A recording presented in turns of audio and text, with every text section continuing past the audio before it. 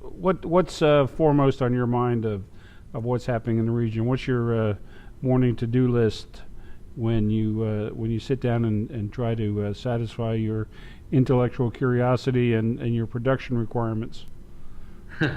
I think the most serious issue clearly is ISIS. I don't think a lot of people are recognizing the fact that ISIS is not Al Qaeda. Um, ISIS, although may have been spawned from Al Qaeda thinking, um, it is not Al Qaeda per se. And we know that for a fact because of um, uh, Zawahiri's banning of the group per se, and also that al-Baghdadi, the head of ISIS, and his colleagues have made it a point to say that they are not al-Qaeda.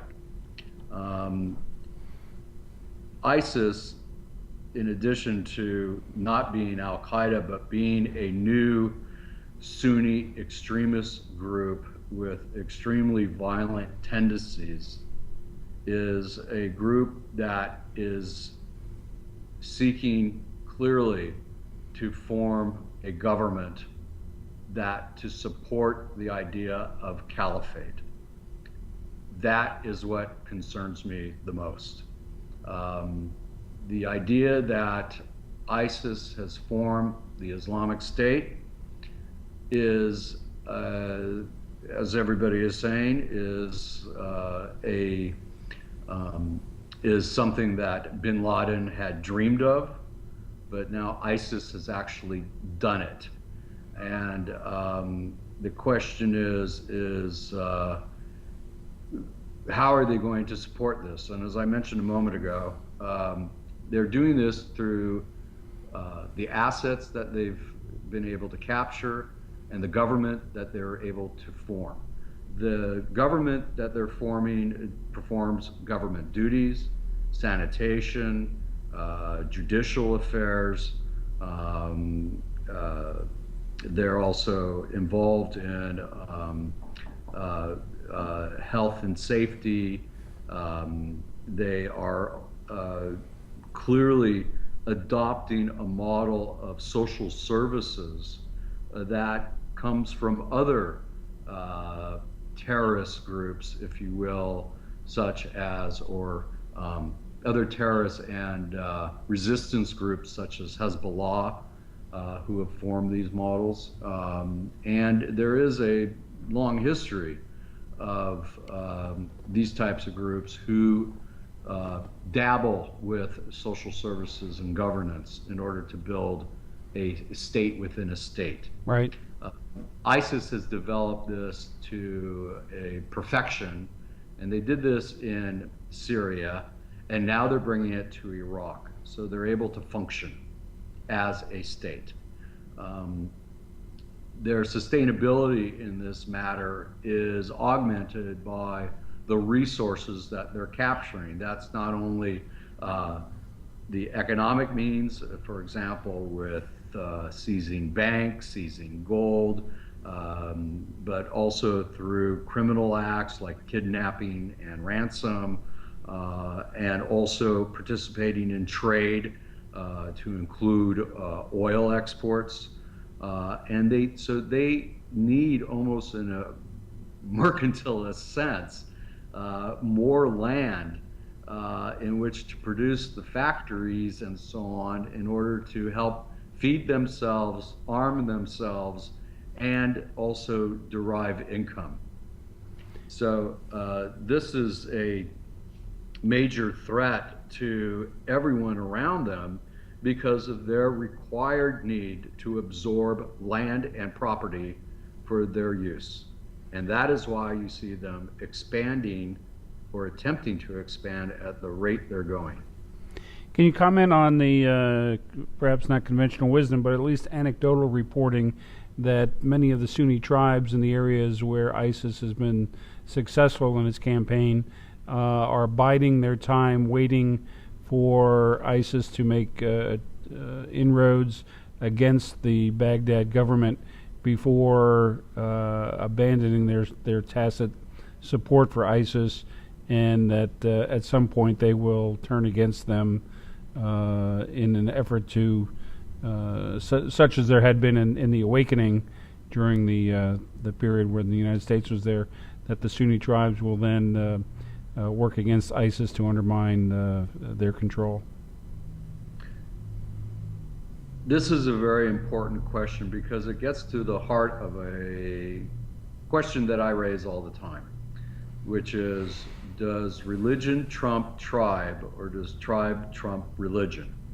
And this was the question that was asked during the awakening period in the late 2000s in Iraq, when the United States was able to convince the Sahwa to create the Sons of Iraq and so on, in order to turn around Al-Qaeda Mesopotamia, or Iraq, in Anbar. And it worked because of the ability to pay the Sawa, and also to try to have them included in the future Iraqi government. Now, the same question is being asked again. Does religion trump tribe, or does tribe trump religion? And indeed, I think that the Sunni tribes of Iraq are waiting for the moment when they will not need ISIS anymore, and they will rebel against them. The question is how much is ISIS going to allow this to happen? They have $1.7 trillion in their coffers in order to do as they see fit. And if you think about that budget and how much it costs to pay off people in order to keep them within ISIS's realm of governance and so on, I think that money may be able to go a long way. So it is possible that the break of tribes away from ISIS may be delayed. However, if the religious strictures of ISIS begin to interfere with tribal life, that will then set the Sunni tribes against ISIS, and ISIS will then fight for its holdings, which could be very violent, and at the same time try to expand in another direction. The immediate threat to the neighbors around Iraq, you talked about Kuwait going on high alert. Saudi Arabia announced they were going on alert, and there was a press release that King Abdullah said that all necessary measures would be taken to preserve the stability and security of the kingdom. Jordan is under the gun as well. We've seen in recent months military parades and exercises. Saudi Arabia participated in an exercise with Jordan, the United States, and other countries, air and ground operations being tested. Can you comment about the military dimension, the threat to the kingdom? There was one columnist who said that ISIS had reached the borders of Saudi Arabia. We haven't seen much other reporting about proximity to Saudi Arabia, but clearly with the military threat to Iraq's neighbors in the short term, there's concern about a military engagement between America's allies, Jordan, Saudi Arabia, and Kuwait, and ISIS forces. Is any correlation of forces being looked at? Yes. It's important to explain, first of all, how the tribal networks that operate between Iraq, Jordan, and northern Saudi Arabia are linked together. If we erase the borders of that particular corner, if you will, where the Arabian Peninsula meets the Levant, we discover that through tribal mapping, the relationships that exist between all three countries. And it is within these tribal belts, if you will, that ISIS finds a lot of its support.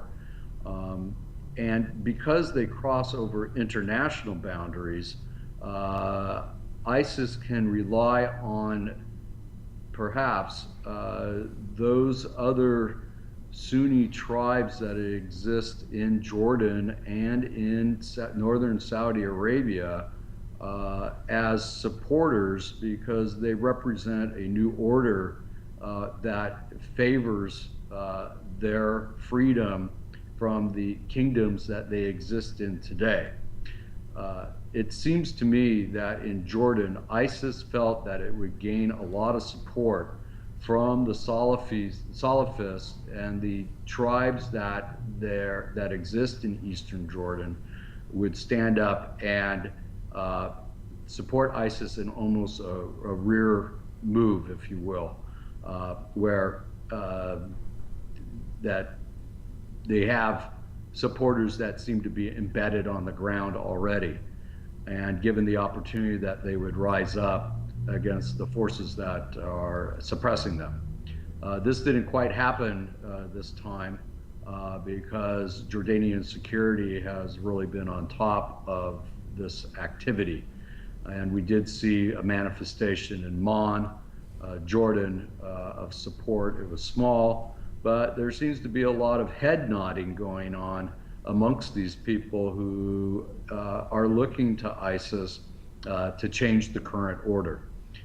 In northern Saudi Arabia, this is also part of the fact, and it makes Saudi leaders very nervous, which is why you have Sang deployed up in the north, as well as Pakistani soldiers who apparently number about 3,000 individuals. And it's come to light that the two countries that have military bases in Saudi Arabia are not just the Americans, but also Pakistan.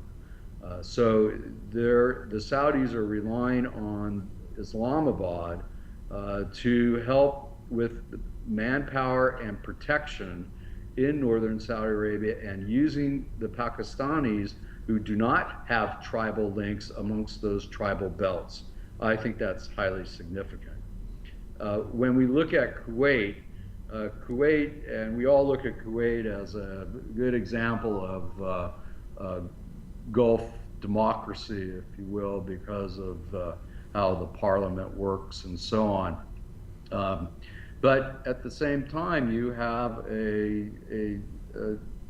you have Salafists in Kuwait who have been supportive of ISIS in Syria, and now they're knocking on the door of Kuwait, and this, of course, is going to make the Al-Sabah very nervous. And so the ability for Kuwaiti forces to protect the border is also questioned by the fact of how much is there a rear vanguard in Kuwait that may try to cause a disruption.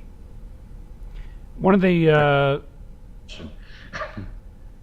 one of the new phenomena that we're seeing is, and you've written an excellent piece last week in Al Arabiya, the impact of these crises with the relationship between Moscow and Riyadh. We've seen Russia sending fighter aircraft to Baghdad, so they're especially engaged in what's happening in Iraq.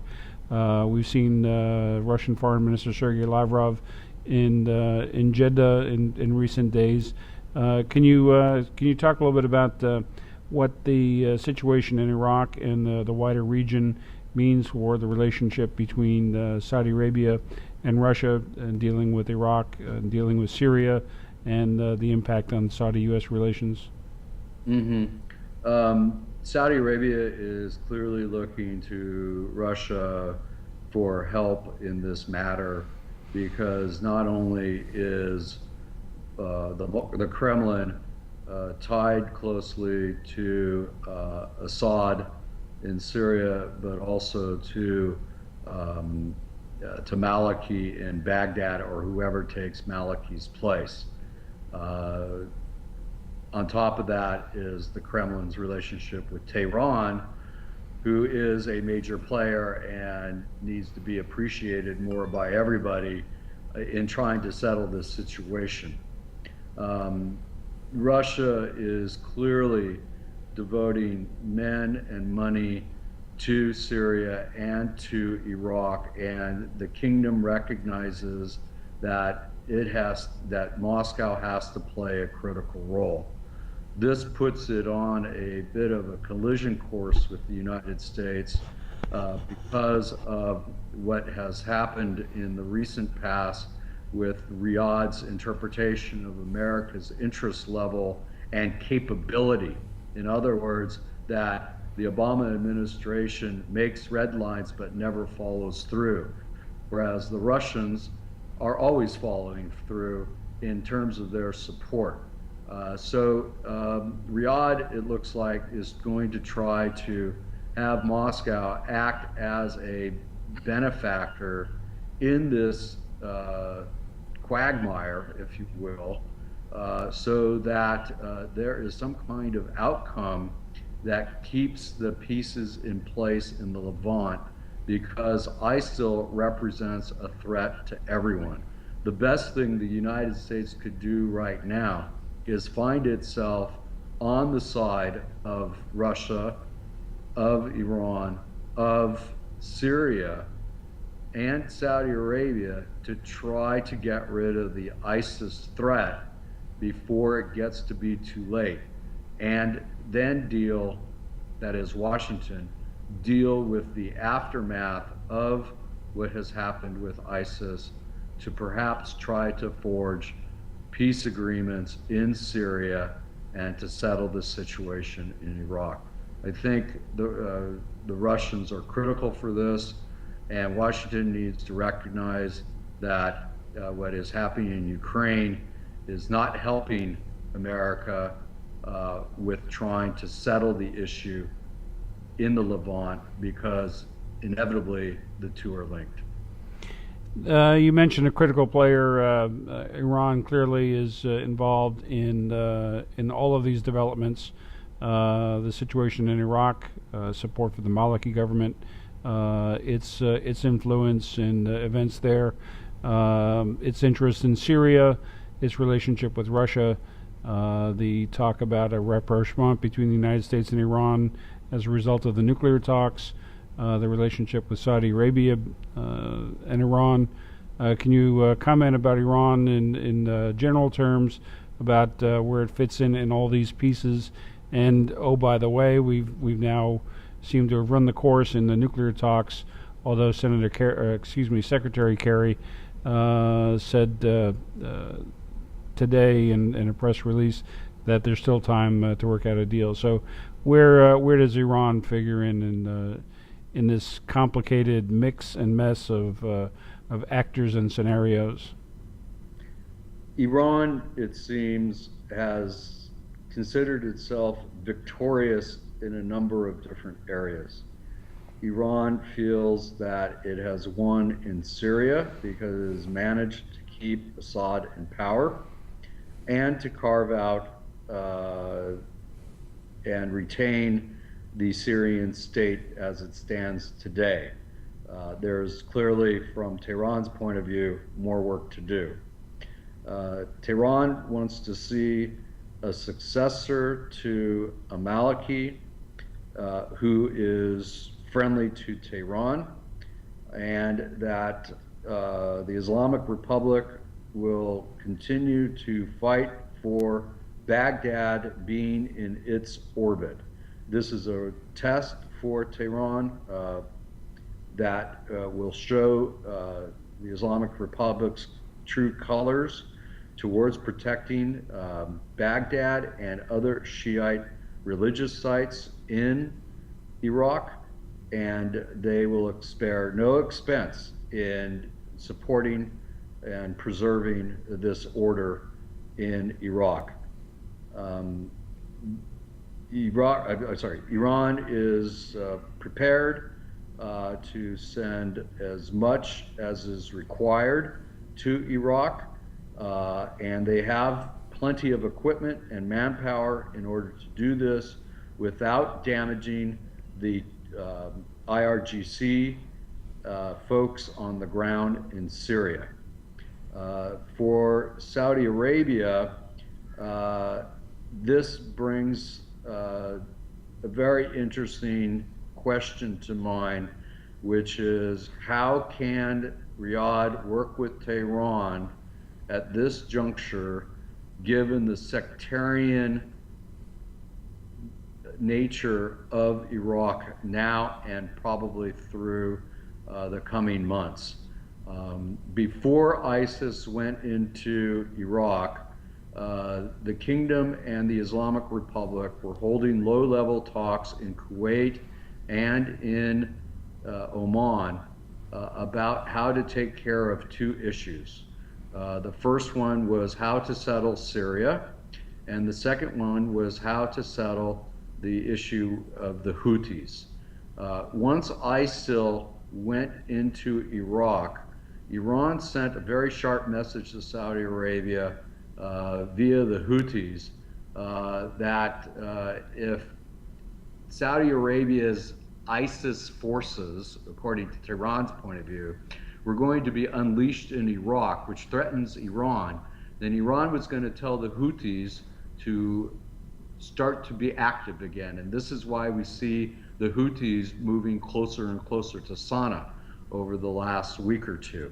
So there is a tit for tat there, and it will be interesting to see how Saudi Arabia and Iran can maneuver around these issues of sectarianism and also operating through proxy in order to get rid of ISIS, because ISIS does threaten both countries. So we may see an ad hoc alliance develop for the short term.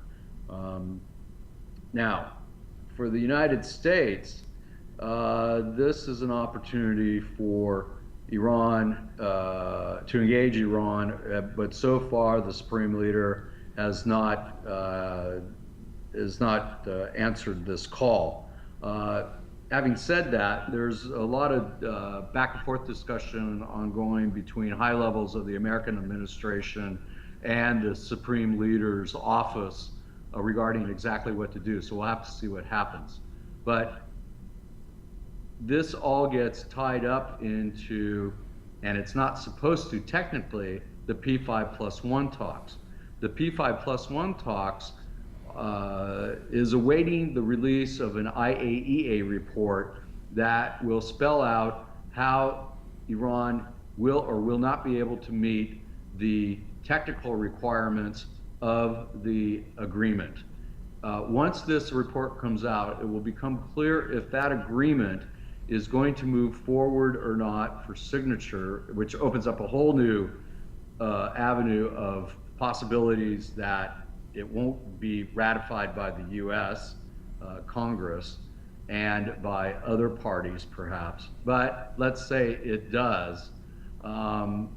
It may be passed because of the requirement for Iran to take care of ISIS on behalf of Saudi Arabia and the United States when it comes to operating in both Syria and Iraq, because the Iranians have the battlefield experience and, as I mentioned before, the personnel and the equipment to put up a long-term fight. Ted, thanks as always for the tour de force of analyses there. Any closing thoughts in terms of forecasts, assessments, or observations?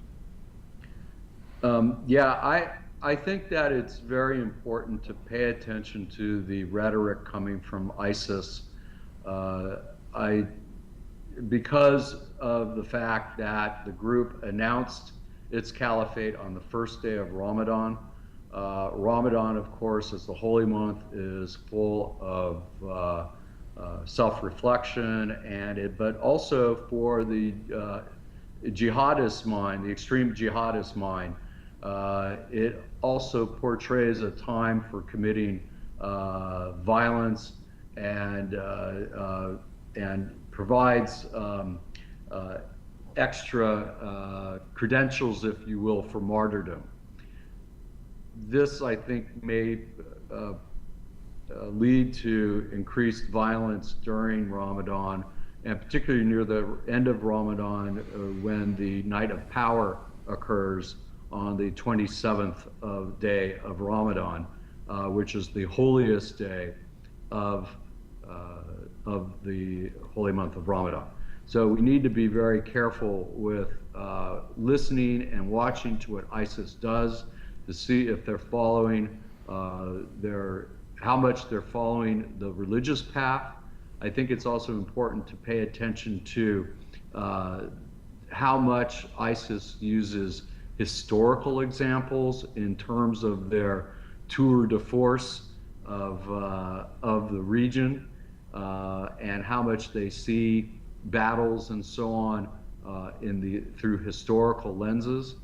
At the same time, it's very important to watch how Saudi Arabia and Jordan begin to engage their clerics to speak out against ISIS and its narrative in order to help shape the debate to discredit ISIS through theological means. I think that this is the most important point now. This is a religious war that is emerging, that is not only inter-Sunni, but also Sunni-Shiite. It's one of the most challenging in recent history, and it's also going to translate into how states use military action and their information operations to negate ISIS completely. Thanks, Ted. That great stuff, and we appreciate your time as always. This is Focus KSA. We've been talking with Dr. Theodore Karasik, Director of Research and Consultancy at INEGMA, the Institute for Near East and Gulf Military Analysis in Dubai. Thanks again, and please look for the transcript and other materials related to Focus KSA at susris.com/FocusKSA. Thank you, Ted. Thank you.